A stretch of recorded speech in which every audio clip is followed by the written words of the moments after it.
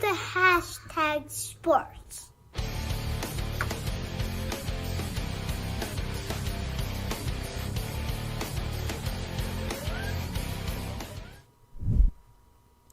Ladies and gentlemen of Hashtag Nation, welcome back for the second night in a row as we celebrate the Buffalo Bills defeating the New England Patriots 38-9. I believe that was the final, right? I don't know. I can't count that high.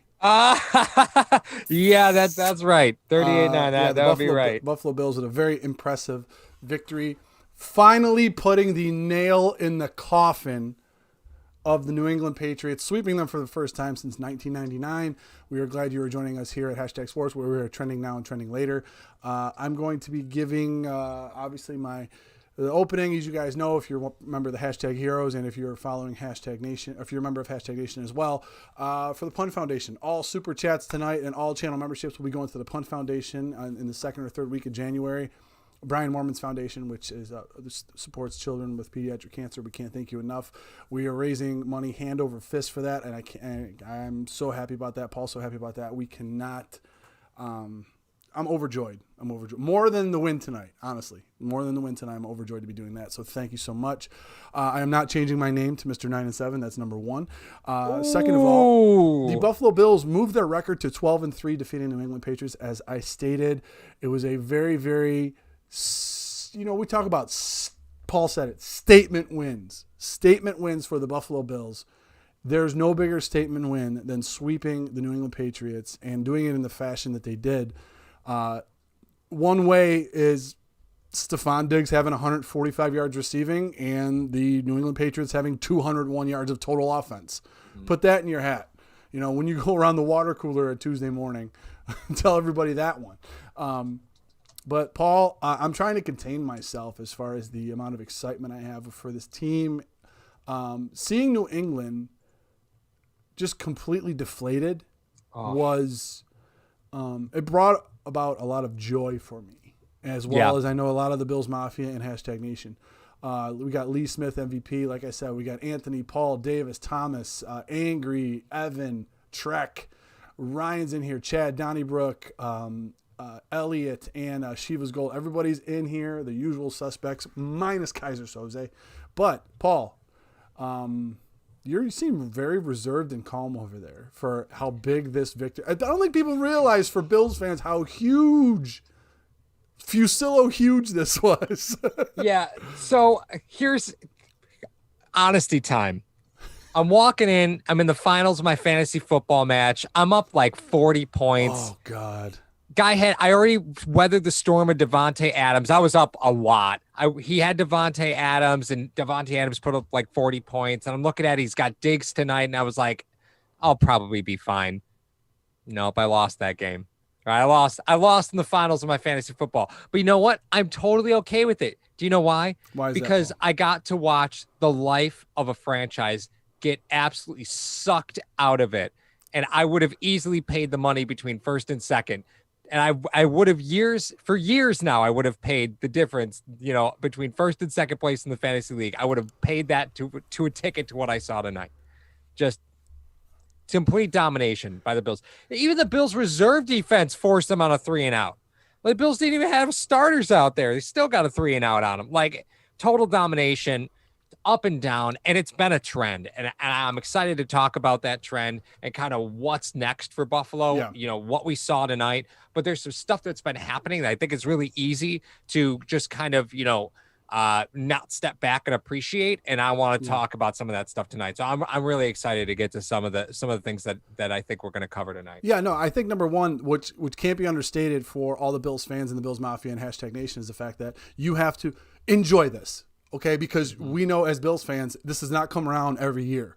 This really does not come around. And we want to thank the illustrator, number one. That's how we take care of business. Alan is truly a godsend, the illustrator coming in. And we thank you. And the Punt Foundation thanks you for your donation, illustrator. Thank you so much. Yeah, again, all that money goes right to the Punt Foundation. So any super chats, we thank you ahead of time for that. Okay. But Paul made a very good point on our pregame yesterday, which was this. You start to talk about Cam Newton and the style of Cam Newton plays. It's very tough to have a mobile quarterback that big who takes that kind of punishment And Josh Allen is kind of cut from that same mold as far as a quarterback that he's going to extend plays with his feet. He's going to try to get the extra yard. He's a guy who he's an athlete. He's a competitor, and he's limited almost down to zero, which is hero ball that he has. I mean, he's putting the ball on a rope. He's leading receivers. He's doing a bunch of different things for this offense. Tonight you saw the flip side of the coin if Allen does not take care of himself. And if that line doesn't take care of him. Speaking of the line, how brilliantly did that line play today? Oh, I know. No sacks. One quarterback hit by the fourth quarter. One in 38 dropbacks. Mm-hmm. Now, you have a Crazy. quarterback who doesn't get touched. 27 of 36, 320, 4 touchdowns. Thanks for coming. I made a joke on Twitter that Josh Allen could have made a cup of noodles, waited for it to cool, ate it, and still thrown a touchdown pass to Stephon Diggs. He had just incredible amounts of time tonight. He did. And even when there was a little bit of pressure, he really had no problem escaping. The Patriots they were in a rough spot just across the board. That's just a defeated team. You can see it top to bottom that they are just burnt. They are burnt. They are washed. They are just they're walking through these last few games. It was a fun game for me, and I'm sure Patriots fans aren't used to this kind of treatment. No, right? they're not. For the first time years. For the first time in 20 years, the Patriots got bullied by a team in the AFC East. Like, the Bills took their lunch money today. Paul. Like, they shoved them in the garbage can. They took their lunch money. That's what happened. Paul, I couldn't drink legally the last time the Buffalo Bills swept the Patriots. Yeah. And Well, I look at still me. weighed like 150 pounds back then. So really nothing much has changed to me, except I can drive at night now. That's really about like the change. You still cannot drive at night, okay? You sit in the car seat that's in the back. But, we talk about the Buffalo Bills. Obviously, this is a great win. Can we say that it was a great win? I mean, personally, for Buffalo Bills fans and Bills Mafia #Nation, it was a great win. Mm-hmm. But let's not, we always got to try to take that objective approach here. Let's not blow this out of proportion. For Bills fans and within the AFC East, this was monumental. However, this is a team that's not going to the playoffs. This is a team that's not very good. And the Bills did what they were supposed to do against a team that was not very good. So while the New England Patriot mystique is all gone and the Buffalo Bills fans are relishing this win, I think we need to just kind of take a step back and say, okay, they beat a team they were supposed to beat. They held them down. They kept their foot on the gas when they had to, and they beat a team, and they're peaking at the right time. I think that's the key. They're peaking at the right time. Mm-hmm. You're going to hear that 75,000 times from guys that are going to be talking about the Bills this week. They're peaking at the right time. They're getting guys healthy. They're getting guys in spots where they need to go. This defense is playing absolutely outstanding right now. Yeah, huge. For Ryan Robert, sweep the leg. Put him in a body bag. Put him in a body bag, Johnny. Yeah. So I want to point out, just since the Kyler Murray Hail Mary pass, so since that game, right? That was the last game the Bills lost. So that was 1, 2, 3, 4, 5 games ago now, right? Yep. The Bills have averaged 34.6 points since that game. Now, mind you, right, the Bills scored 30 points in that game against Arizona, but we're going to exclude that. So since that game, the Bills have scored 34.6 points across the board. They've allowed 16.8. Whoa, hold up. Allowed 16. Allowed 16.8. So here's scored what they've 35? given up, right? They've scored 35, right? So 27-17 against the Chargers, 34-24 to the Niners, 26-15 against the Steelers, 48-19 against the Broncos, and the curb stomping that was tonight, 38-9. So that was. This is just you. When we walked into the season, never thought we'd get here, right? Like this level of offensive production. No, not at all. And you worry about the defense. Like, this is a defense that's been together for 50 games. Like, you start to worry that, the wheels are going to fall off the bus a little bit. Nope. Don't worry about that. I didn't really worry about the wheels coming off the bus for the Buffalo Bills defense. I just know that the majority of this group has played together for, like you said, about 50 games now. Mm-hmm. So when you're trying to diagnose, coordinators, offensive and defensive coordinators in the NFL, they're not stupid. They're going to figure out the weaknesses of your defense no matter where it is. Frazier McDermott have done an excellent job at mixing up coverages, mixing up blitz packages, doing a bunch of different things with a bunch of different people, bringing in Eric Washington to take care of that defensive line. There are so many new things that are going on, and the defense, as everyone said, oh, they were doing this, that, and in the third, they had to kind of get their continuity back because they had a couple new guys up on that front. Harrison Phillips came back. You had Jefferson. You had Butler. Okay, now you draft A.J. Epineza. Murphy is nowhere to be found at this point. He's just sitting in the bullpen waiting for a call. You got Mario Addison coming over, who, you know what, him and Butler kind of had some familiarity with Washington, but not much. But they're playing next to Oliver and Harrison now, who they never played next to before. Right. And you had Hughes on the other side being an animal. So all of that stuff being combined, you start to take a look at it, and then you look at the offense, the offensive production. No one's mentioning Quentin Spain at this point. Mm-hmm. I mean, I'm sure if the Buffalo Bills lose, his name will be brought up. I'm not worried about it. Ike Butker, here's where I am with Ike Butker, okay. Right? Talk to me really about Ike Butker. Low expectations, right? Yep. We're talking practice squad player, like you're thinking replacement level player. Yeah. He's playing great. He is. Playing great. Like you talk about development, again, same system, right? He does have a new O-line coach this year, but I mean, I wasn't a believer. I didn't even think he'd make the team. I really didn't. I didn't think he'd make the team. He's made me a believer. And people are thrashing on TJ Yeldon in the chat. Don't worry, Mario. I will white knight for you for TJ Yeldon. That was not TJ Yeldon who dropped the touchdown pass in the corner of the end zone. It was underthrown. That was Tywan Jones. And come on, guys. They're trying. Nobody's going to cover Tywan Jones. The Bills didn't even cover Tywan Jones in the playoffs. Right? If the Bills didn't cover him in the playoffs against Houston, why are the Patriots going to cover him now? But the Bills were really trying to force touchdown passes to players who hadn't scored this year because of the NFL record. You really think those first couple series, you could see them trying to force stuff to players that haven't caught a touchdown pass yet this year. You cannot cover. Come on, they tried to throw one to Sear and Neal. If that ball's thrown better, that's a dime. That's 7. Can you imagine Sear Neal's the guy that puts you over the top for the touchdown record? I can. Can you imagine? Did you see how excited that sideline was when he caught that? Oh, my God, I know. Either the Bills are that pumped for every member of their team, or he just drops everything in practice. Right. But you have him as a gunner. I think the Bills eventually next week will get the NFL record. I don't think it's a guarantee, but I think they will. Well, speaking of records, Josh Allen, most touchdown passes in the franchise. Yes, he did. He eclipsed Jim Kelly. And when they showed that graphic of him next to Drew Bledsoe, I would be lying if I didn't say that I shed a tear.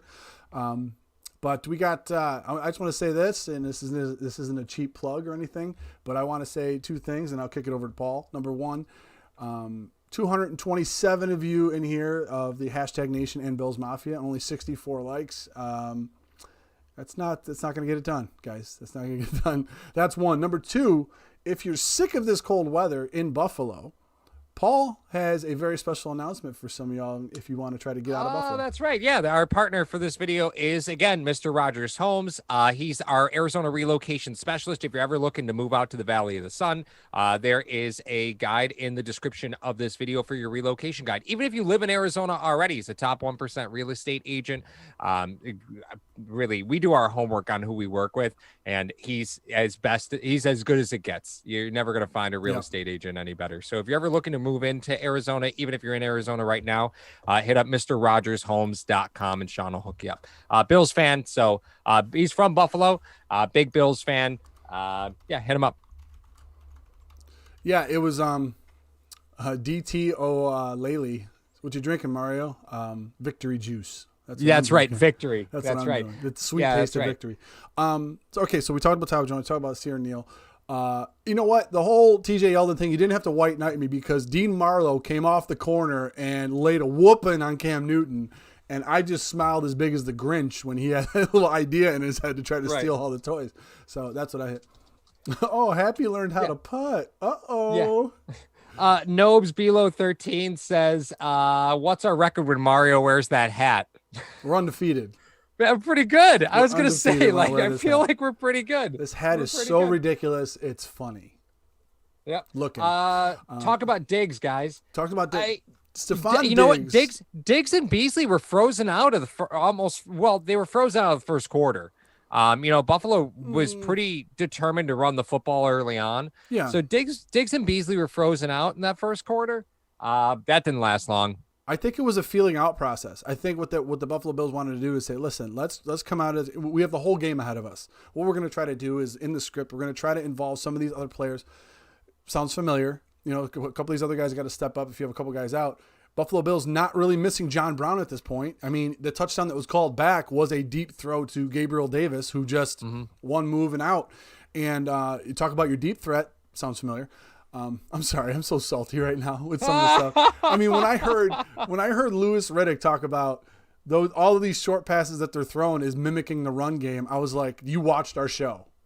I know he didn't watch our show, but what I'm saying is, I'll use a line from Paul. You don't have to read tea leaves to get this, guys. This game is not complicated. When you see Buffalo Bills throwing those really short passes to try to get the ball out of Allen's hands fast, try to slow up that rush. They're peppering the ball around to Beasley and Diggs short. That is replicating the run game. If you can't get the run game going, that supplements it for it. So, Luis, I will definitely keep wearing this, but when you want to talk about Stephon Diggs, they're like, okay, listen, beginning of the game, let's try to get the ball to some of these other players to try to see what's going on. What is New England trying to do?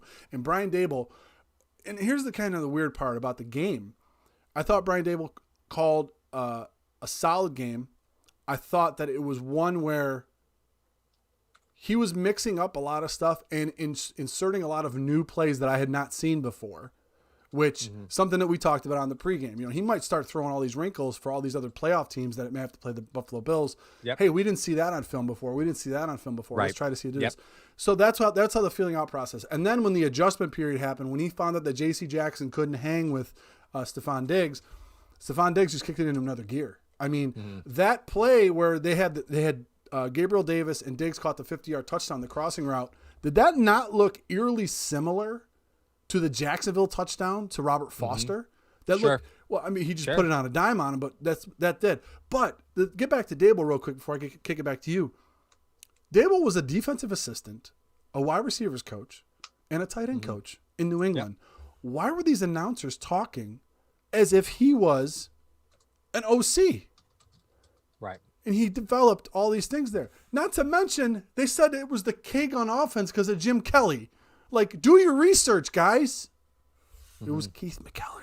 Well, I mean, I think it's, I don't think people are really used to preparing. There's a lot of times where you have the teams that are just perennially good. So a lot of announcers, I'm sure, just have a Rolodex of things about Dallas and about Green Bay that you just happen to know from years of covering them. And then they're going, to cover a Monday Night Football game against the Bills and like, so when were they relevant? So the last 15 years haven't mattered. All right. Let's see here. Let's talk about Jim Kelly because I know that name, right? Like it's been a rough go here. So you're going to get really bad announcing for the next 6 years. Like that's just the way it's going to be. You're just going to get bad announcing for the next 6 years. Anthony, Brooke. well, did we go? I'm sorry. Anthony, and then I want to get to something Donnie Brooke said. Okay. Apex, thank you for your donation. Apex and I won fantasy championships because of the Bills. Imagine uttering that in any prior year. Also, Apex is awesome, as are Mario and Paul. Thank you so much. Oh, hashtag Nation, giving love to hashtag Nation. I love that. Let's see here. Got game. I need the Bills to beat Miami next week. I live in Miami. Oh, yeah, it's gonna happen, dude. Like it's gonna happen. Paul, how it's gonna happen? How can we, without being downers, because I've heard that. Oh man, without being downers, how can we remain objective about the Dolphins? Because they're going to present a tough test for the Buffalo Bills. I have my own thoughts about the Miami Dolphins, but if the Bills play like they did tonight, because I think that the Miami also eclipsed New England. Mm-hmm. So I think if Miami played New England, they would beat them. They would beat them down as well. Mm-hmm. So my question is, I don't think we're going to see the same type of production for the Buffalo Bills next week. Mm-hmm. But I still think they're going to win. Right. Like I don't see them beating them 38-9 though. Right. Well, it's that secondary's nasty, It right? And is. they're very physical. They're very physical secondary. So Beasley banged up. We don't know what that looks We like don't. yet. I No. think it's an ankle just because he was a little, he had to adjust to a route. It looked like that ankle might have slipped out on him a little bit. Please don't say he pulled up gingerly. That's like putting it on a tee. Yeah, touche. John Brown, we knew was going to sit because there was just no reason to play him, right? No. There was no why are you going to rush John Brown back for this game that, there's just no reason to. We saw a lot of Isaiah McKenzie today. I have a feeling we might see a lot of Isaiah McKenzie against Miami. Okay. We might see a heavy dose of the run game. We might actually see a TJ Yeldon or Tywan Jones appearance of a meaningful matter. Yes. But we'll see. I think Buffalo's not going to blow Miami out. It's going to be a closer game. But if they're playing Tua, I'm not worried about that football game at all. Yeah. Yeah. You're not going to be playing catch up, I don't think. I know. David comes in and says, I will not be shocked to see Buffalo as the number 1 in the power rankings tomorrow morning. They are playing better football than the Chiefs. I agree with that. Yeah, I do agree and Dan with that. comes in and he says, Miami split with them, talking about New England. Yeah, but Miami lost the first game of the year where New England had all their horses. And they were just running the ball in them. And then I remember Howard was hurt the first couple of weeks.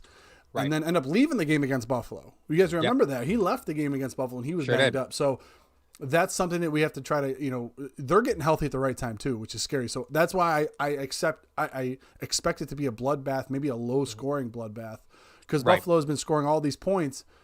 But here's the craziest part. Over the last 2 years, they've known how to play in games when they don't score a lot of points. So it's not like they're a juggernaut for 3 years, and then if they have to play a close, low-scoring game, they're going to be out of their element. No, they'll still be in their element if they have a low-scoring game. I mean, the last 2 decades have taught us that. I do want to point out that the chat is going a little not hard on me, but they're like, Paul Brown was out on the COVID list. He was in close proximity with Yeldon, who was also out on COVID. Yes, true, but John Brown wasn't going to play for this game anyway. He just ended up going on the COVID list. He wasn't actually going to be active for this game. So that was just happenstance. He was in close proximity. There was no reason to play him. He wasn't going to play anyway. They put him on the COVID list because by putting him on the COVID list, they get that roster spot back and they can pull up somebody from the practice squad. So they had cut Kumaro at that point. So the only way to get a player up without having to use one of the practice squad call-ups was to put a player on COVID. So it just made sense. They put him on COVID because he was in close proximity anyway. And, he wouldn't have played regardless. So just to be clear, Brown was not going to play regardless of him being put on the COVID. Yeah, and there's ways that I know teams are probably going to manipulate that stipulation with going on with the team in order to try to, maneuver roster spots here and there, and putting guys on the C19 list, guys off the C19. I know that happens all the time. Anthony really wants you to go in on the cornerbacks like you did on Denver. Oh my God. Yes, I believe he wants you to do that. Well, first off, we got you got to Dave already, right? I did. Dave's, yes. Super chat. Okay. Yeah. You know what? I'm sorry. I went a little nuts in the Denver game. On Bosby, the corner, because I swear to God, he was like making tea out there at one point. Like he was just doing nothing football related, just nothing.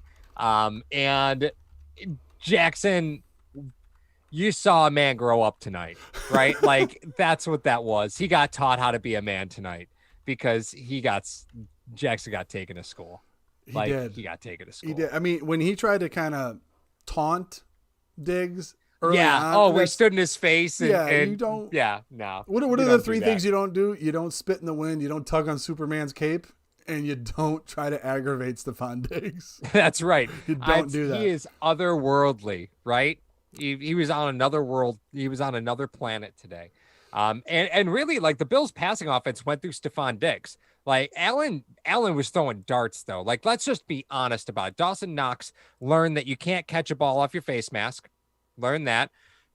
So instead, he just caught everything with his chest for the rest of the night. But there were a couple passes that Allen threw. There was one to Knox up the seam that there was no space for that pass. And it was just a dart. Like Allen was throwing the ball great tonight and has been for the last 3 weeks. He has been on fire. The one thing that I will always say about Allen that I just still need to see is I want to see him continue to play well through adversity, right? That's Allen's on fire right now. But when adversity hits, am I going to get the same quarterback, right? Like the Josh Allen that's playing with the 2-score lead, am I going to get the same quarterback when he's down 10, right? Am I going to get the same guy who's throwing darts? That's the thing that I'm always going to be most curious about with him. I think we're getting there, right? I'm definitely more comfortable now than I was at the beginning of the season. I think that kind of goes without saying, but I want to know. I want to know if this is for real. When you're not beating teams by 20 points, is this for real? Well, I think to answer that question specifically in a vacuum, I think that Allen, like a lot of quarterbacks, might be pressing. I mean, there's other quarterbacks in the league that are more seasoned than Allen that I think would press if they were down 15, down 14, down 21, stuff like that. I think that would happen. But I think he has much more command of the offense, and I think there have been times when he has been down a couple of scores, and he's just like, listen, just slow everything down for yourself. Let's just try to go one play at a time. Let's go through it. Because I think that's the mentality he has right now.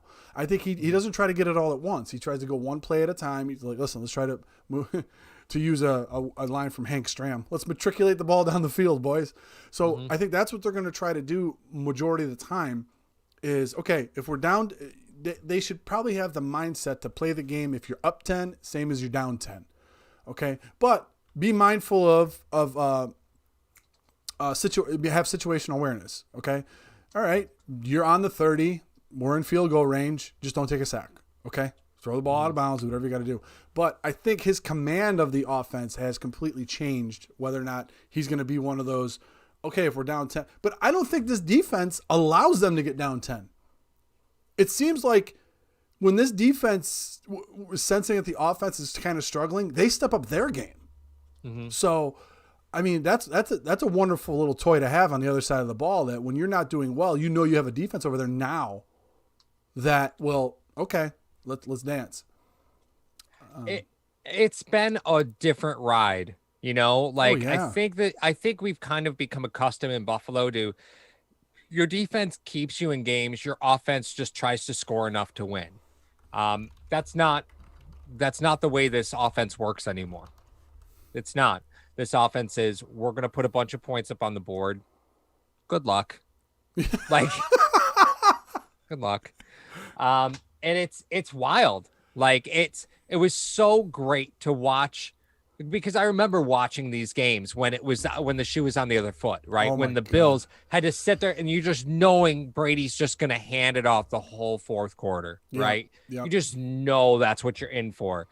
And man, that was a fun 15 minutes of football to watch. Just hopeless Patriot football. And I know our buddy Butcher Block is in. I was just going to say that. Yeah. I just understand that it's been a long time coming. This is the one. This is the one. It's great because he says, congrats on the win, fellas, from a humble Pats fan. Go get you that title. Cheers and best luck going forward. Now, those are the Pats fans. I'm telling you, I've said this many times. New England Patriot fans that are from Massachusetts, Maine, Vermont, all up there, who I've met, and I know a lot of them still. They're okay. Because they go, you know what? You guys used to have a number 12 that used to stomp us all the time. I was like, not for 20 years, but I understand your point. And I started to look at it that way. But it's the Buffalo Patriots fans that grew up 20 minutes from Orchard Park that I have a problem with, that are 27 years old. Like, oh, the Patriots are the best. Have you seen them? No. Chris Spencer coming in. Aloha, Paul and Mario. Why is it that Dawson Knox can only catch a pass when it's impossible to catch? Is that why they initially paired him with Allen, because he was inaccurate? I'm sorry. Why does every position player on the Bills, why are they all capable of completing a pass? We've got like 5 Bills players. I think 6 Bills players have attempted and completed passes this season now. Let me think about that one for a minute. We got Barkley. Barkley completed, obviously. Allen, right? So that's 2. Jaquan Johnson, that's 3. Isaiah McKenzie, that's 4. Beasley. Beasley. That's 5. Oh, Brown hasn't thrown a pass this year. No, he didn't. The last couple seasons, Brown has attempted to pass. He has not attempted to pass. So the Bills He's the have 5 backup right quarterback. now. Yes. No. But Yeah, I think that was last year. Yeah, Rick even said, did Brown throw one this year? No, not yet. I don't think he did. Not yet. Not yet. Next week, I will eat a buffalo wing for every point the Bills score. Mighty buffoon. Oh, That you might eat. I would go at 21. that's it. No Tyler Bass appearances. Yeah, 3 of them. I said 21. The extra point.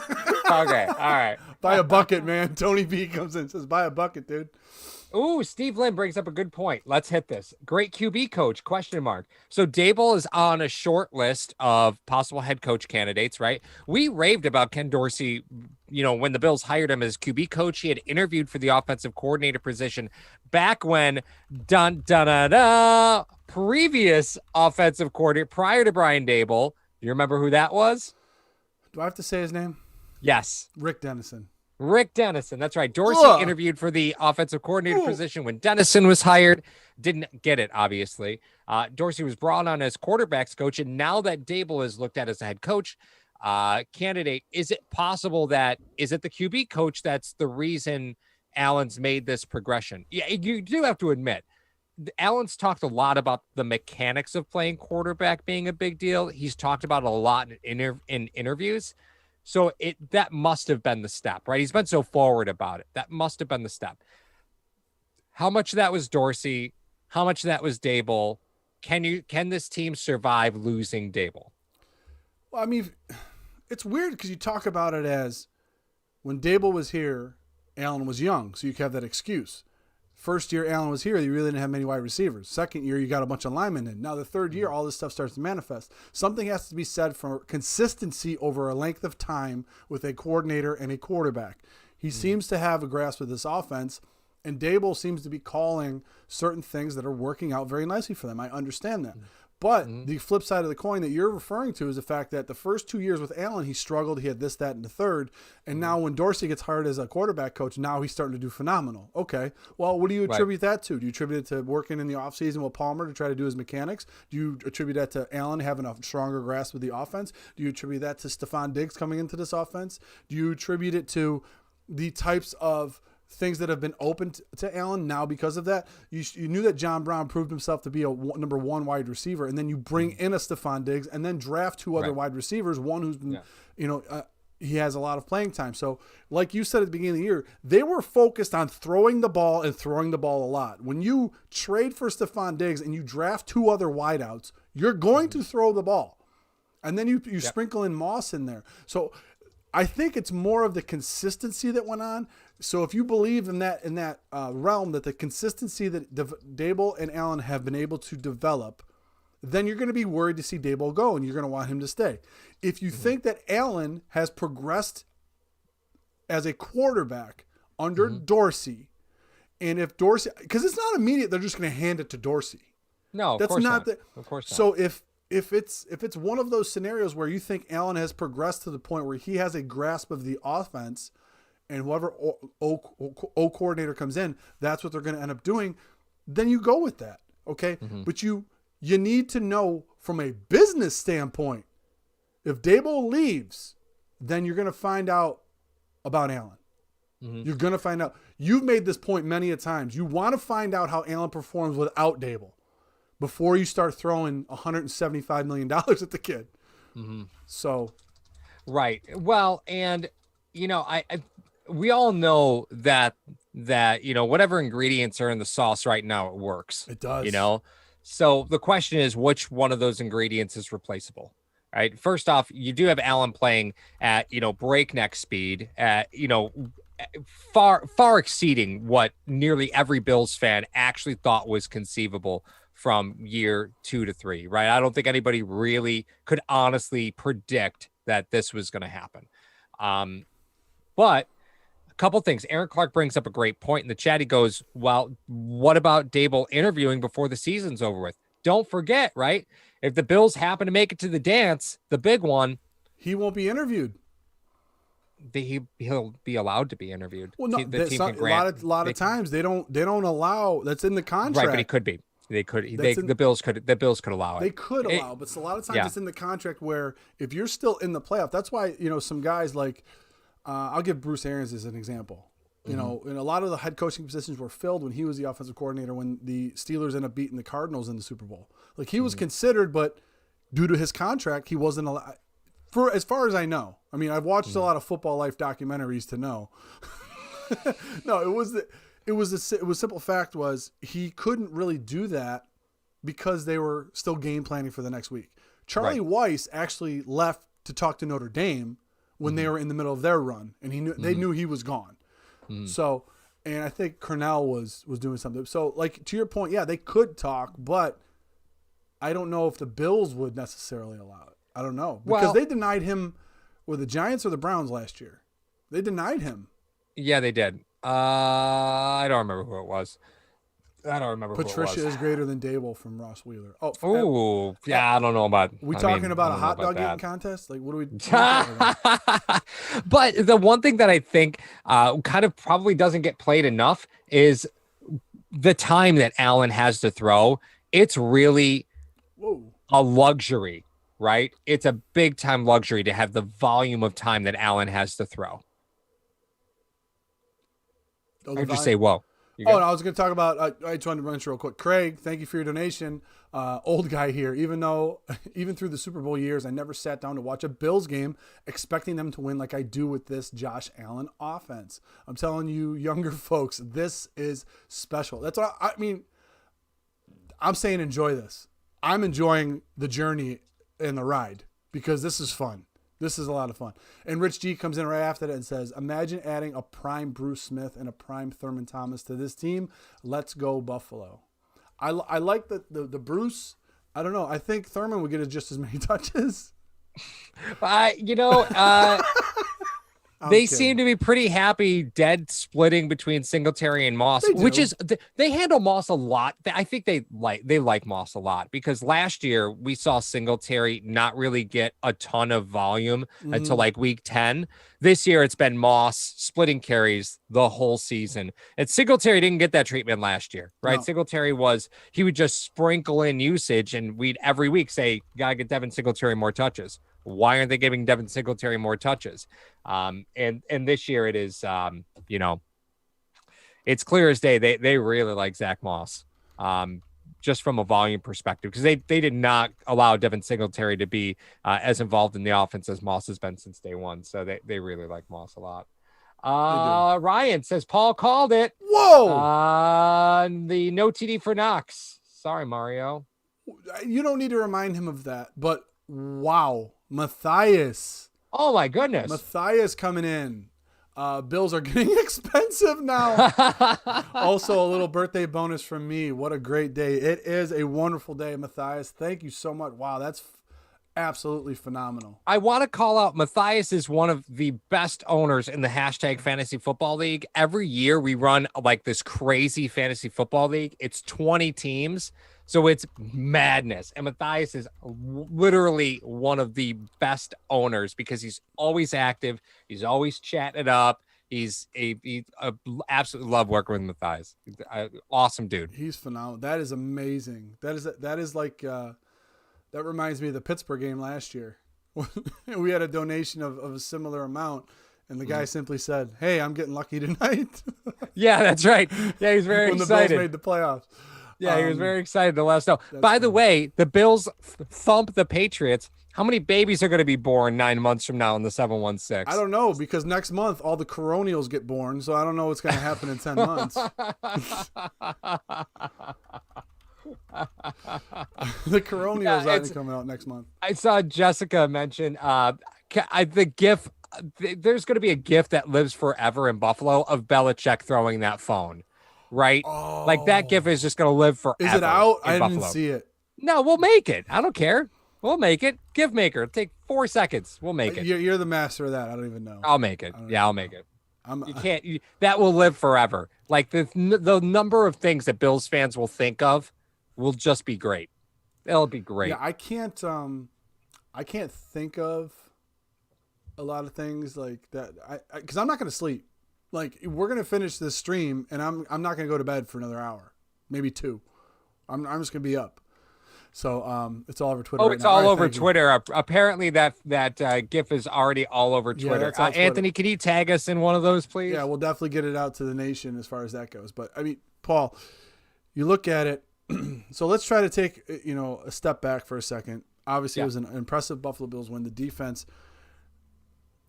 just absolutely burying the New England offense. They weren't able to do much. They were able to run the ball a little bit. They run the ball to the tune of 145 yards. But like we've seen many times in Buffalo, the Buffalo Bills were conceding the run in the second half. So a lot of those yards that were coming in the second half, Buffalo Bills were like, okay, you want to milk the clock? So do we.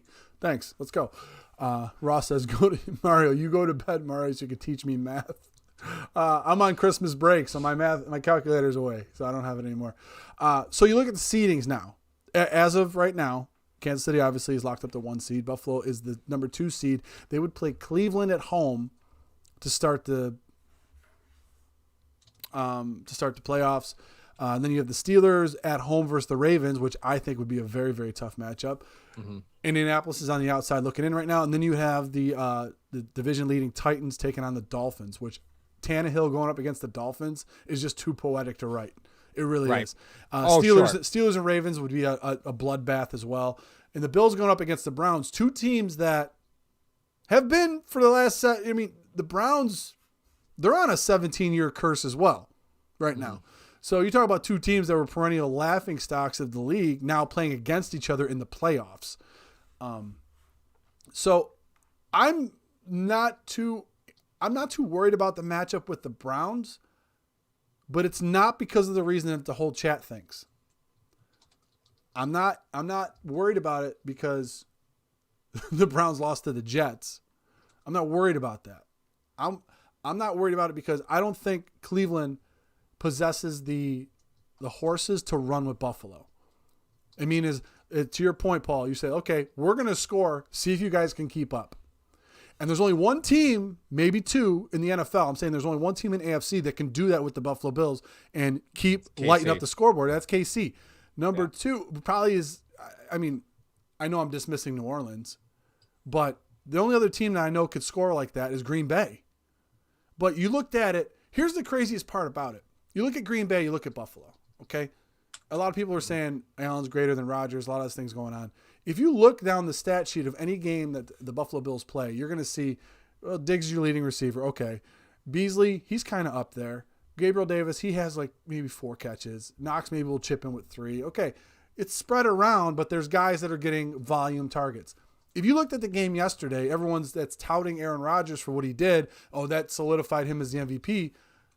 He completed 11 passes to Devontae Adams. The next leading receiver had 2 catches.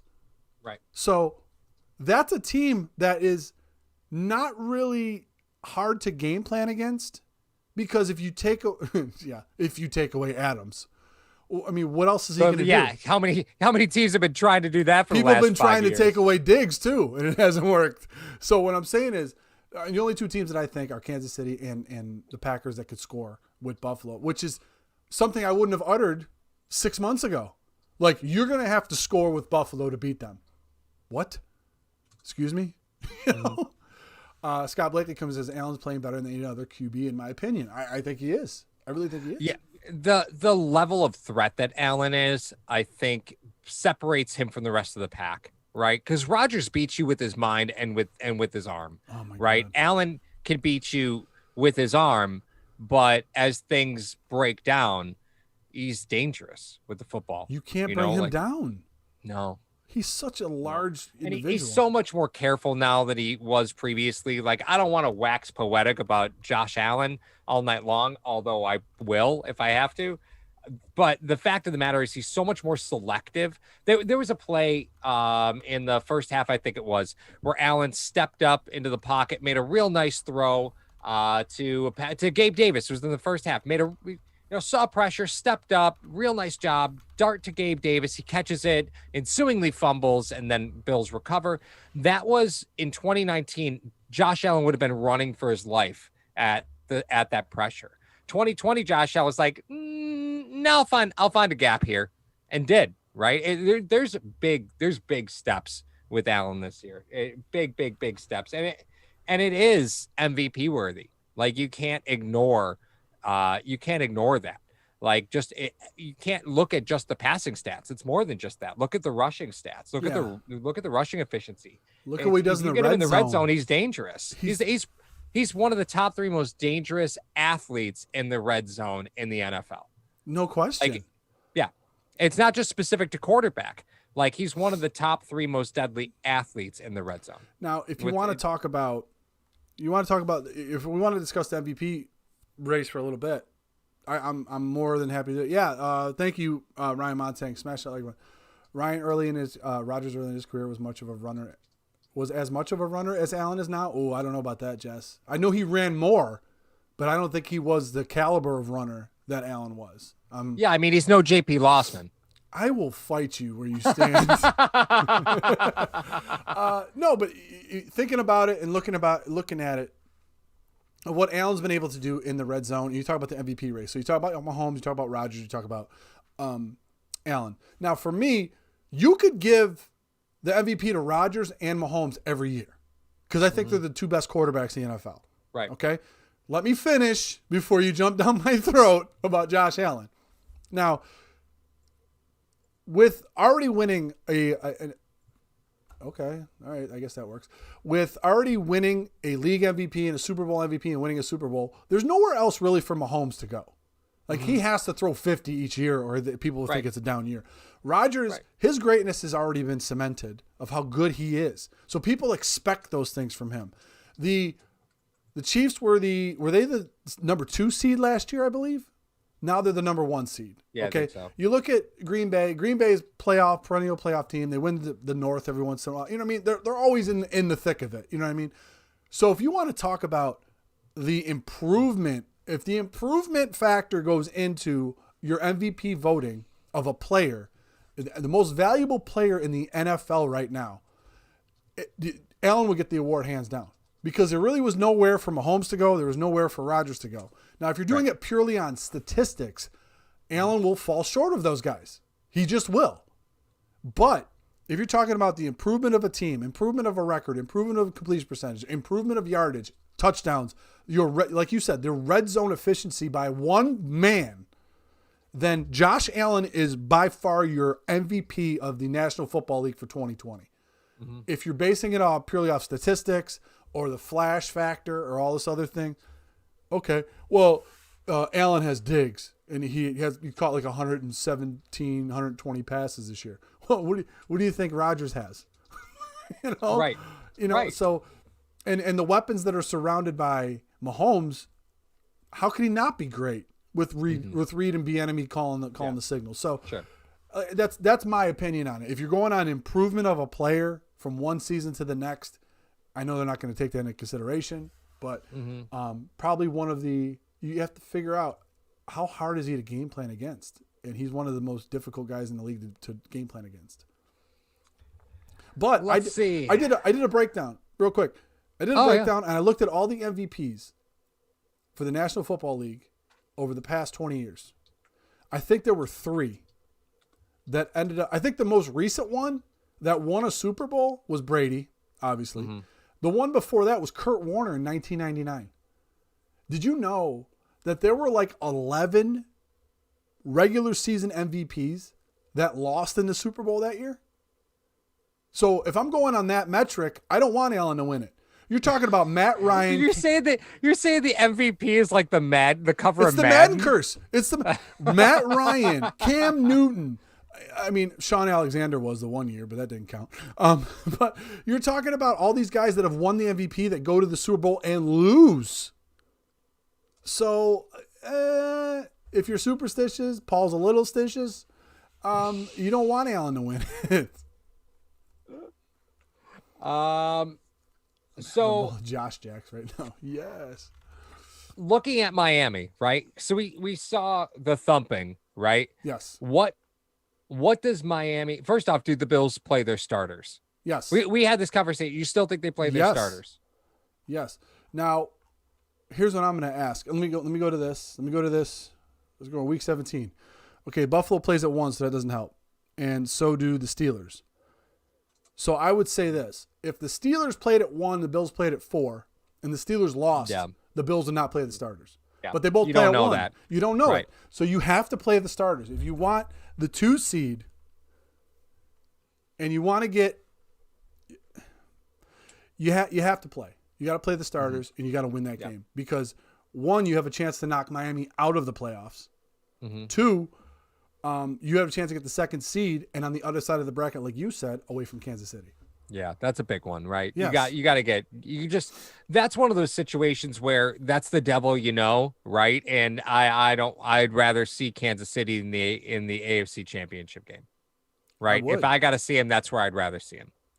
That's the poison that you pick. You got to play an extra game anyway because it's not like, and let's be real about the NFL, right? They didn't add a playoff team to better the game. Right. The 1 seed and the 2 seed used to get buys. That's just not how it works anymore. No, right. No. It's the NFL did it because it made them more money. They didn't do this to better the game. They did this to say, well, we can make more money this way. So let's make more money. Right. This is the way that it is. And if you got to get on the opposite side of the bracket from Kansas City, that makes the most sense. So I think you probably play your starters for the first half, kind of see where things go. If you're up 10, you're going to start seeing a slow maturation of what you saw today, right? A slow work in of players. And that's going to be what happens. I still think we see the starters for that last game. Yeah. And Triggs came in, he said, Brady didn't win the Super Bowl in his MVP years. Remember the last MVP he won, he lost against the Eagles in the Super Bowl. So Kurt Warner's the last guy to win the regular season MVP and win the Super Bowl in the same year. Mm-hmm. So everyone out I think there's like 11 or 12 guys that have lost the Super Bowl that have won the MVP that year. Mm-hmm. It's awful. But I think, I agree with you 110%. The Buffalo Bills have to play their starters because it's all about positioning at this point. Mm-hmm. You got to try to position yourself. You have a chance to possibly knock the Dolphins, depending on how all the things work. I mean, there's all these other playoff scenarios for all this stuff. It's ridiculous that the Buffalo Bills, it's almost like we're getting spoiled now. Like, all we wanted was the playoffs for 17 years. Now we got the playoffs. Now we're like, we want the 2 seed. We want the 2 seed. But like I told you on the pregame yesterday, Paul, this amps up the playoff atmosphere for the Bills. I think last year when they got in, they were and they didn't play in week 17, and then they had to go play that playoff game. People say the game was too big for them. The game was too big for Allen. The game was too big. Mm-hmm. They're playing playoff level football, and what they're doing is they have the mindset of, all right, we have to win. We have to win this game. We have to win this game because we want to get the 2 seed. So that mentality will carry over into the playoffs for them, because when was the last time KC had to win a game? Mm-hmm. They didn't. Week 9. I'm pretty sure week 9 was right around the last time they had to win. Because they've been pretty much locked in the playoffs since like week 11 now. But I mean, the truth of the matter is Miami's going to be a tough team to beat because their season's on the line. And let's not take anything away from them. They're a 10-win football team. This is not a cakewalk. So I think you give it what you got to give it. You give it what you got to give it. And if we get to see, the Bills pull the starters late in the game, that's a luxury. That's just the luxury that you'll have. But are the Bills going to drop the game to hopefully play Miami, in the playoffs? No, that's not who this team is. That's not who the team. That's not who this team is. Plus, you mentioned it. The chat mentioned it. If you start talking about Miami has a very impressive defense, playoff caliber defense. I mean, Buffalo knows what that's like when you have a playoff caliber defense and your offense isn't there yet. That's where Miami is right now. I mean, they have talent, but it's just not coming together. But their defense is coming together. So if you have the chance to play a playoff level caliber defense before you actually go into the playoffs, that is a bonus for you. Because if you have a tough matchup where you gut out a 17-10 victory against a very tough defense, that is just going to elevate the experiences you have in that situational football before you go to the playoffs. One of our friends, DPN Ray, Oh, yeah, he's in on here. Twitter, Ray's in the chat, said you couldn't stutter tonight. You had to blow us out, and you did. Buffalo's a top 3 team in the NFL. Those are big words from Ray. Like Ray's Yeah. real honest about the Patriots. We love working with him when we get a chance to do Absolutely. so. Yeah. And conversing with him on Twitter. Those are big words from Ray. And honestly, Buffalo's ranked where they're ranked for a reason. I agree with them. They're a top 3 team in the NFL, and it's anything. If you want to make a counter argument to that, you haven't been paying attention the last 5 weeks. No, you haven't. Like the Bills are a Mack truck right now. Like they're a Mack They truck really are. running down a hill with no brakes. Like they're only bad things can come of getting in their way. Cannot be stopped right now. Yeah, right now. And honestly, I'm just gonna say it. They've looked a lot better since Cody Ford got hurt. I'm just putting it out there. I'm just saying it. They've been pretty damn good without Cody Ford. So now that that's out there, prove me wrong. Well, there goes that interview. Like that was ever going to happen. All right. Look at the damn Paul went there. Hater, stop it. Ford trade. Fix or repair daily, apparently. Yeah, I mean, Bucker and Feliciano. And Feliciano's in a contract year.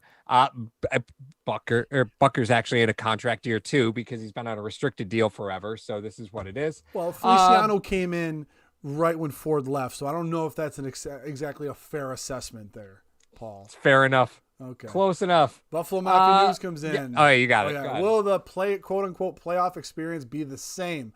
I don't think it will be. I think they've learned, that's what you talk about, going through the growing pains. If you've watched any Super Bowl caliber team that has played in the Super Bowl, their Super Bowl kind of started the year before when they played. They started, getting that mindset where they're going to learn from the mistakes that they made and learn from the experiences that they had on the field and maybe off the field. So, could be chilly. That's amazing. But it's got to be one of those things where the Buffalo Bills, they've had the experience now. You have an offense that's putting up points. You have a defense that's coming together. It seems at the right time. Cody came in earlier and said the Bills would get cakewalked by Kansas City. I don't know. I mean, I would lean more now. Seeing what the Bills did tonight, I would lean more toward that would be a wonderful shootout and a matchup that I think everybody would like to see, barring any kind of outside interference from that game. Like Mahomes gets COVID the day before. Like, I'm not wishing that on the man. Please do not take that out of context. I'm just saying, if everything all lines up correctly, a Buffalo Bills, Kansas City Chiefs, round 2 would be vastly different now than round 1 was. I'm just I'm just putting it out there on the table. Mm-hmm. Spagnuolo still scares the crap out of me, though, the defensive coordinator for Kansas City. He terrifies me. I look at it this way, right? Kansas City's a dangerous football team, but they're a dangerous football team because they throw the football. They're such a dynamic passing offense. Yes. With a healthy Milano, with the healthy Edmonds, with the healthy Trey, with, the CB2 position hasn't been hemorrhaging, right? They've been able to figure it out. It's been Wallace primarily. I'll take Wallace in that matchup against a bunch of speed guys. Wallace weighs 64 pounds. He'll be fine. None of the receivers for KC are very big, right? So I'll take that matchup.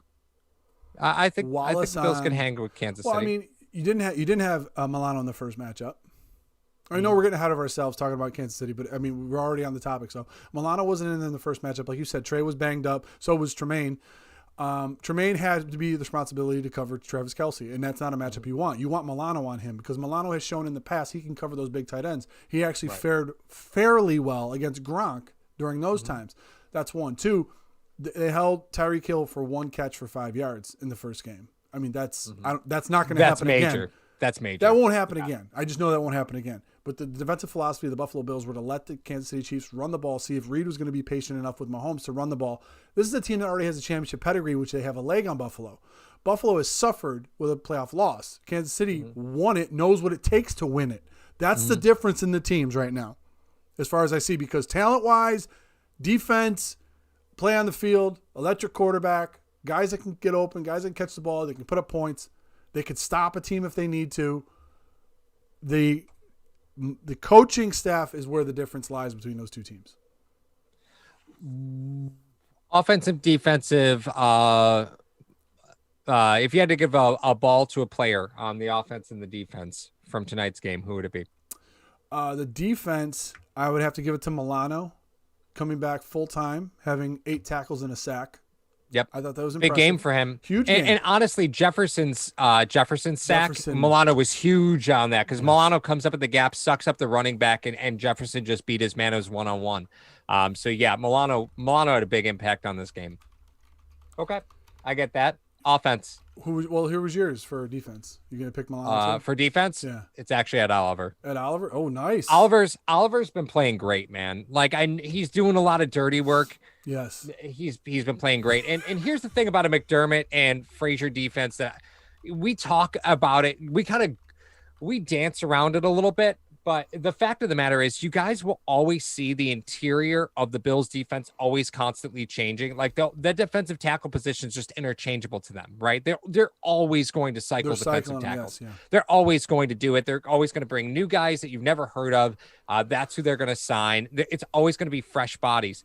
But the fact of the matter is that the pass rush is generated from the interior to the exterior, which is completely opposite of what most NFL teams do. Most NFL teams build their pass rush from the exteriors to the defensive ends into the interior. That is not the theory that McDermott prefers. McDermott wants his defensive tackles to generate pass rush.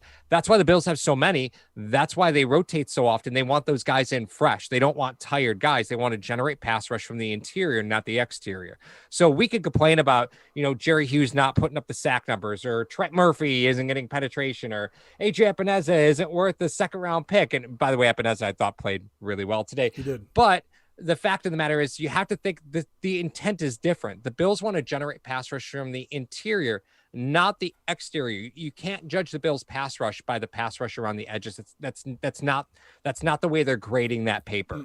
Am I off base there, Mark? No, you're not, because generally speaking, what you want to do is you want to try to push the pocket right in front of the quarterback so he can't step into his throws. I mean, there's a way that if you had a guy like let's say if Hughes had like 15 sacks at this point, then you have a guy that you could pinpoint. Okay, this guy makes plays. This guy makes plays. This guy makes plays. Well, in the playoffs, you could tilt cover. You could slide protections. You could chip him. You can do a bunch of different things with him to try to slow him down, so that you could take care of a lot of other things that are going on the field.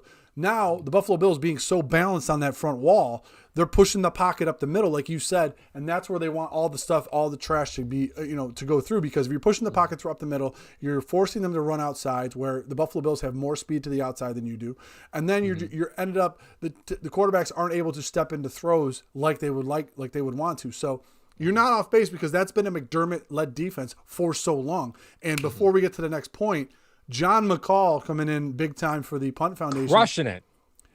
D for 7 punts tonight and 2 for Bojo, the loneliest punter. He is the loneliest punter. He is. But he's booming it. Homeboy's booming it. What was that, like a 62-yarder today that hung in the air for like 6 months? Oh, it's still up there. I will give this team a lot of credit. I was 100% on the cut Bojo train last year. It just didn't go well. It was not going well. But this coaching staff, they're willing to be patient. And Bojo had a rough season last year. And we walked into the season and they really brought in near no competition for him. And they said, nope, we believe that this guy can do it. And the kid's got a cannon for a leg. He does. It's same with Tyler Bass. Exactly. Same patience with Bass. Bass. They'll figure it out. Left hash money. But you trust that they'll figure it out. And I mean and I'm thrilled that they had the patience, because again, Bojo, I would have run Bojo out of here 16 months ago. You definitely would have. Oh yeah, I would have packed his bags. I would have helped it. I would have driven him to the airport. I was so frustrated with him. Thank you, Pierre Martinez, coming in. Surprisingly, Bills special teams outplayed New England. Miami is good at special teams too. They are. They definitely are. And thank you for your donation. Sarah Neal had a big special teams day, man. Sarah did. Neal was big today on special teams, He not did. just the catch, but even on punt coverage. He was out there. That kicker, he was a beast. My offensive MVP for tonight, I want you to go first, then I'll go second. What offensive MVP? Yeah, because we did the defense. What would be your offensive MVP? It's a tough call. No, we didn't. You know what we I didn't mean? miss it, Justin. We gave a shout out to John McCall. Yeah. I gotta say it's Diggs. Nope. Like it's Diggs to me. Nope. Like the guy is just automatic, right? It's such a pleasure to watch him play football. Like I just don't know how else to phrase it.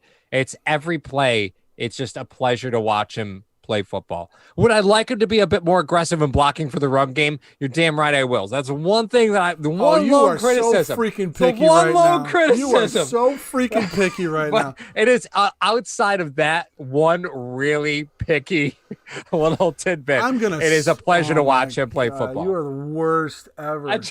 Listen. I'm just gonna lay it out there, right? Well, Skippy the Tub Rat comes in. Josh Allen, AFC Offensive Player of the Week for the 5th time this year. Hey, I mean, it's going to be tough to beat Kamara this week. Oh, my God. Yes. Well, then again, Allen got it the week Tyreek Hill had over 200 yards in the first quarter. Oh, that's true. So that's true. You're right. Who knows? Paul right, equals minus. No, for me, here's the craziest part. Stephon Diggs has 9 catches for 145 yards and 3 touchdowns. Josh Allen goes 27 of 36 for 320 and 4 touchdowns. My MVP for this game is the offensive line. Ooh, I'm going to pick the entire offensive line because right. None of that stuff happens without those 5 monsters. None of it.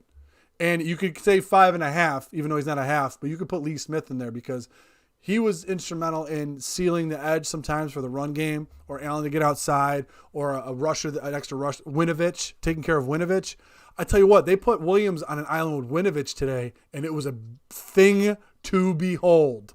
It was beautiful. And you know how, the ugly guys down in the trenches, you know how I'm always partial to those guys because with Josh Allen having 38 dropbacks and only having 1 QB hit and 0 sacks, that is against a Belichick designed defense to try to come after you. That's phenomenal.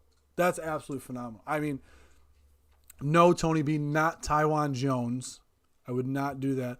The fact that Paul not only made a reference to Clifford Franklin from The Replacements, but tagged Orlando Jones in it as well. Sure did tag Orlando Jones. I fell out of my damn Dawson chair. Knox is going to have to sign. He's going to have to start signing autographs as Clifford Franklin if he keeps this up because he can't catch a thing. Elvis knew it. Yep, that's you got me, man. That's how I roll. That's how I roll. But you got to think though how unprecedented that is in the NFL today, and especially that's not 100% on the line though. And let me be clear about that. That's not 100% on the line. That he had 38 dropbacks, got 1 QB hit. That's also for Allen's maturity in this offense, getting the ball out when he needed to get the ball out. And so not a lot of checkdowns. Sometimes those numbers can get hit by checkdowns, and that's not really where Allen is. That's checkdowns are not a thing that he survives by. That's kind of Alex Smith. That very Alex Smith. As you look at Alex Smith's been hit once all night, but his running back has 14 receptions. You're like, well, okay, I know how your night went. A little banged up there, Alex. Michael Henkley said for MVP, it was whoever was guarding Diggs for the Bills. That should be their MVP. J.C. Jackson, yeah. Tampa Rise comes in. Welcome to a Bills channel. Does anyone want to see a Buffalo Bills versus Tampa Bay Buccaneers Super Bowl? I think to exercise the ghosts of Christmas past, that would be something. That would be something. So let's just say this. Let's say this happens, okay? Because here's my path to the dance. Yeah. For the Bills, okay? Let's say everything holds the way it is right now. The Buffalo Bills defeat the Cleveland Browns, who had the number 1 pick overall and decided to go with Baker Mayfield over Josh Allen. Yep. That's one.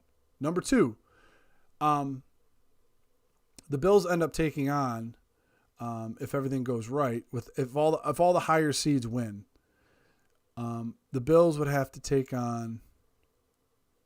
No, I'm sorry.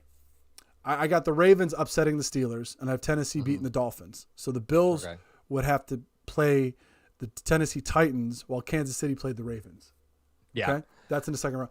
The Bills exercise another demon, the worst performance that they had all year in Tennessee, and defeating Tennessee in the playoffs to go to the next round to play Kansas City. Then they defeat Kansas City. We've heard this many a time. They traded back. They could have had Mahomes. So they exercise that demon. I'd love to bury that. You know what I mean? I would would love to to put bury that down. that. But I mean, if things go well, these guys are going to be playing against each other in playoffs for the next 10 years. If things go the way they're going. Yeah. And then in order just to try to satisfy everyone in Buffalo and cap the most insane 2020, to play Tampa in the Super Bowl and beat Brady for a Bills team? Yeah. Good Lord. Yeah. Good Lord. And this was brought up earlier in the chat. It was a great point. How would you feel if you were EJ Gaines and Star Lotulelei and you opted out of your Super Bowl ring? How do you think that would make you You feel don't as get a player? you still get a ring. You're still on the team technically.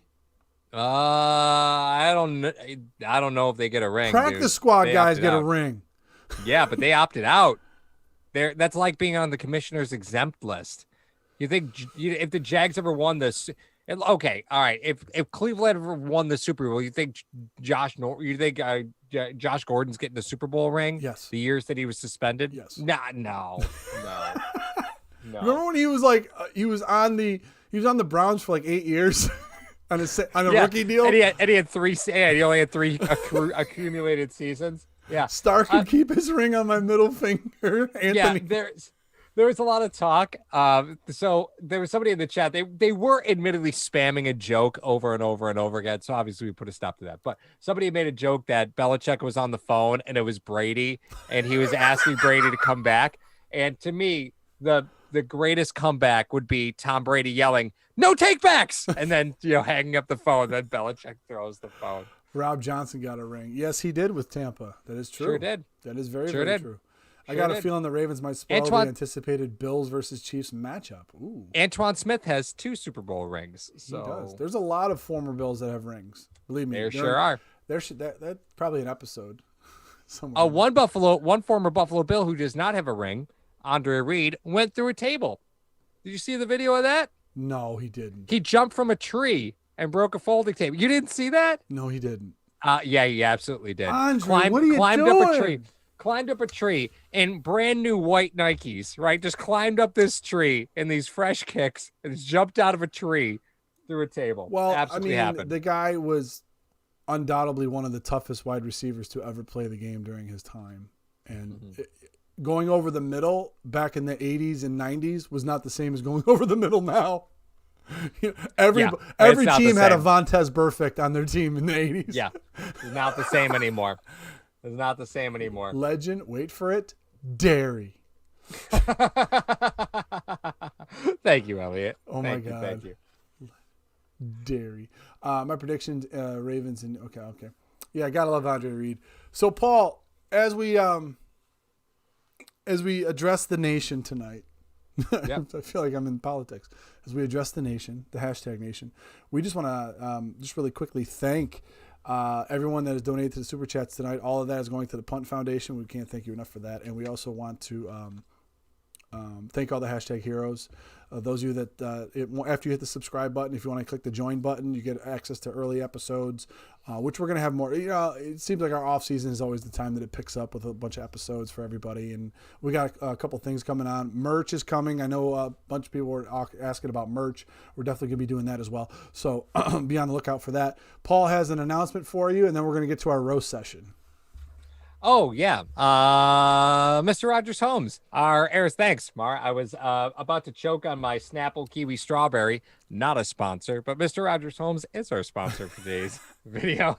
Again, you can click in the description. If you watch this video this long, you kind of know the deal already. All this contact information. You also got a YouTube channel. So if you're looking at what homes look like in Arizona, go ahead and check out his YouTube channel. They don't have grass in Arizona. Most of that is artificial. So Yes. if you buy a home in Arizona, don't have to cut the grass. That's kind of a nice bonus. If I go in Arizona, I don't have to shovel anymore, and I don't have to cut the grass? I know, right? Wow. I know. Skippy the Tub Rat, that is probably a playoff type video. So that will happen probably right before the playoffs. He was asking when you're going through the table. So. Oh, yeah, that's probably playoffs. BB won one. Yeah, with Green Bay. He definitely did. He went to 5 in 7 years. BB. That was crazy. So, all right. Ladies and gentlemen, as you know, when the Buffalo Bills win, we roast. But it's a dry heat. The dry heat. Todd, but it's a dry heat. When the Bills win, we roast. So we're going to have to read for the next 2 minutes. I have the timer right here. 2-minute warning. You're allowed to roast Paul and myself, and we have to sit here and absorb this. So, and read them off. So here we go. Buffalo Mafia news. Obviously, Mario likes to prank call children's hospitals and act like he's making a huge donation and hang up. That's just mean. Mario always has bags under his eyes because he has to listen to Paul get beat up and screamed at by his wife and forgets to turn his mic off. My wife watched that, by the way, and she's like, it really looks like I'm yelling at you. I was like, yeah, it does. She's like, I didn't know it looked like that. I was like, yeah, it does. That's what it looks like when you yell. We were very quiet.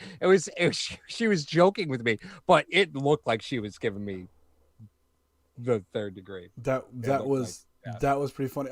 Coming in real quick before we get to the next one, NFL Fangirl, thank you. Great show. Looking forward to more. Thank you for your donation to the Punt Foundation. Lee Smith again making his case for Offensive Player of the Year, looking like Sam Adams running down the sideline. Sam Adams, God, he looked like a guy that tried to go streaking across the field. Come on, guys, we're going streaking. Let's go through the quad. Paul and Mario are the Rick and Marty of the Bills Mafia. Paul's wife tells me he still wears tidy whities, Fruit of the Loom to be precise. Just let that sink in. Oh my God, Mario's the definition of cheap. What's with Buffalo Mafia News roasting me for my frugal ways and pranking children's hospitals? I don't understand this. Paul and Mario are very handsome and attractive young men. That is the worst roast. Thanks, Ross. That is. We do have voices for radio. And faces as well. That's true. That's true. Don't forget the spring door stops. I'm making a shirt for Paul that says, I think Josh is Cam 2.0. Dawson Knox will sacrifice 27 virgin for Lee Smith's hands. Oh my God. Just throwing him into a volcano. Who's Anthony? Just throwing people into volcanoes, praying for Lee Smith's hands. How many hats does Paul actually own? I have a wide variety. A plethora. Hats. I do. He has a plethora. I swear to God, guys, I have a full head of hair. People think I'm like Adam Gase or Tiger. Have you ever seen Tiger Woods take his hat off? That boy goes from 26 to 47 like that. When Tiger Woods takes off his hat, I swear to God, I have a full head of hair. I look the same with the hat on or hat off. He does because Donnie Brooks said winner and Steve Rose is laughing at the 27. Paul's applied and been denied for Zima sponsorship 34 times. Yeah, I have a walk-in hat room. It's like a closet just for my hats. Mario is that worker that nobody likes, and they keep him in the storage section away from customers. Do I owe you money, Buffalo? Do I actually? Skippy says, frugal ways. You drive a Murano. You're a brave man and not afraid of any expense. I love that they know that, too. I know. Oh, my God. Which of your 2 burner accounts posted the compliment? It was not. Paul goes to comic stores on releases. Yeah, Mario likes Common Core math. There we go. That one's for you, buddy. That is a falsehood. I do not. Paul fantasize. Stop it. No, I'm not saying the rest of that. Weird story. I actually got a Legend of Zelda t-shirt for Christmas this year. Oh, my God. Ironically enough. That's obviously, guys, we love the roast, but there's certain things we cannot read. That's true. It's like Bret Michaels with his bandanas. Oh my God, that's beautiful. That's phenomenal. So breaking tables coming in. Darrell Williams is such a great signing. Yes, most of us thought he would be just a rotational player. Mario, you rocking the beanie from Red Hot Chili Peppers Under the Bridge video.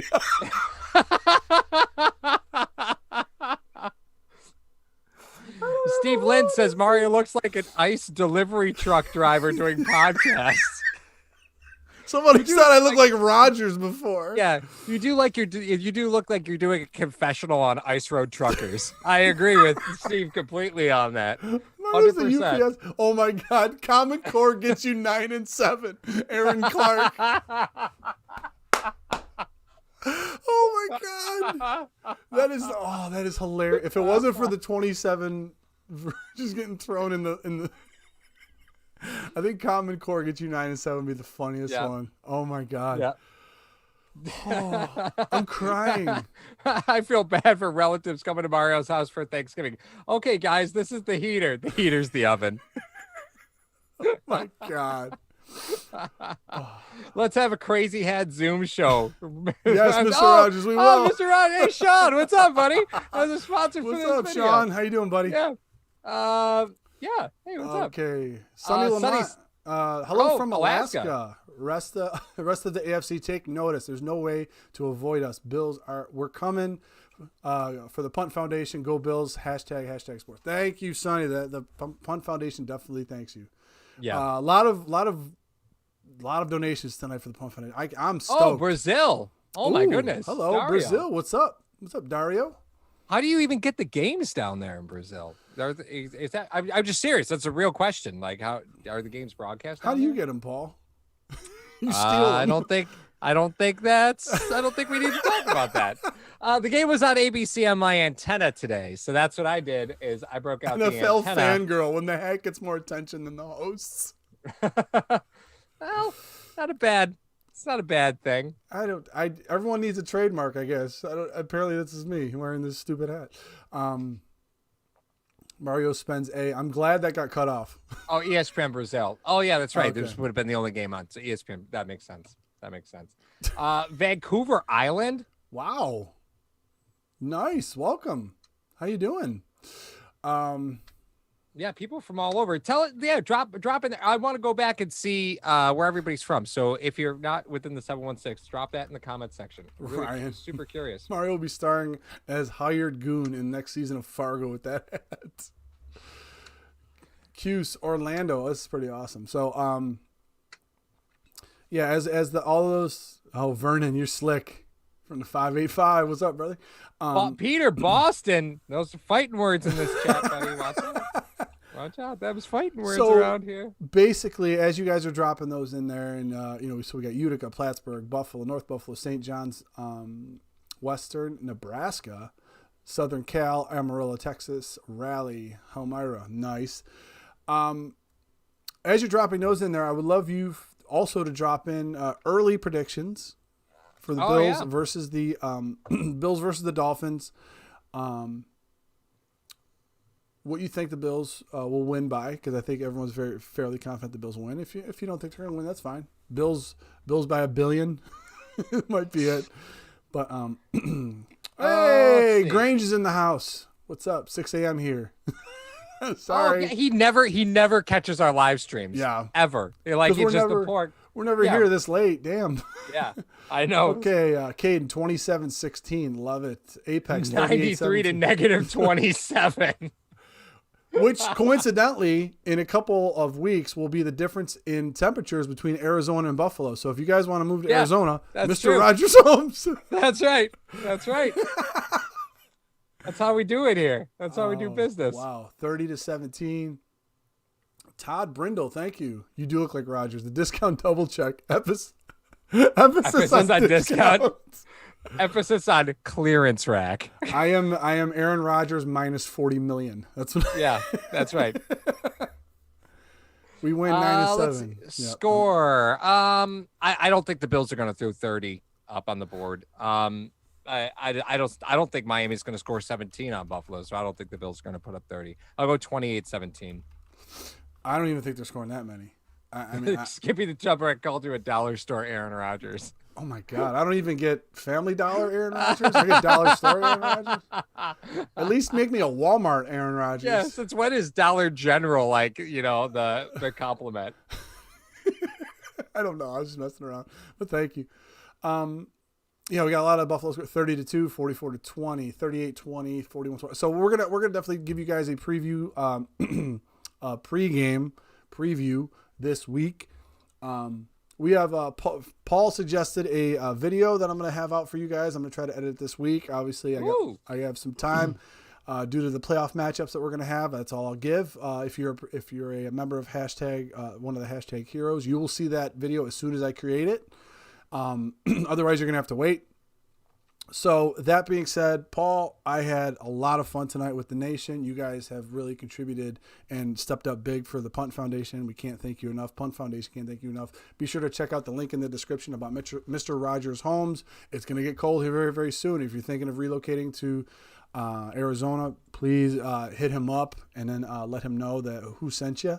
So this was fun tonight, putting the nail in the New England Patriots coffin. It was a lot of fun. So for Paul, I am Mario. This is Hashtag Sports. Thank you for joining us, guys, and we'll see you soon.